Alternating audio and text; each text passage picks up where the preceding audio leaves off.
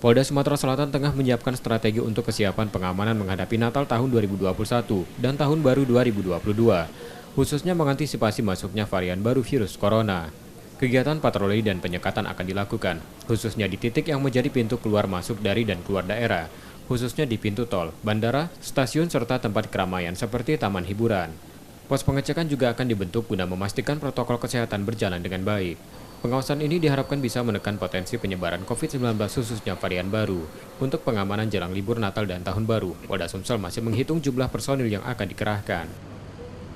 Dari direktif yang diberikan juga akan dilakukan seperti tadi. Ya. Ini untuk mencegah varian baru yang tadi disampaikan. Jumlah personil Pak? Ya nanti kita akan ini kan, kita lagi merumuskan penghitungan kekuatan, ya. Kemudian spot-spot yang akan kita jaga.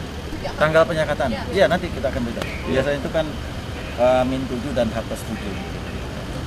Lokasi-lokasi yang akan disekat biasanya ya, nanti kita akan tetapkan. Gimana Pak? Bagaimana? Tol atau bandara atau di bandara? Ya, tempat-tempat yang memungkinkan publik akan menjadi pintu masuk di sana.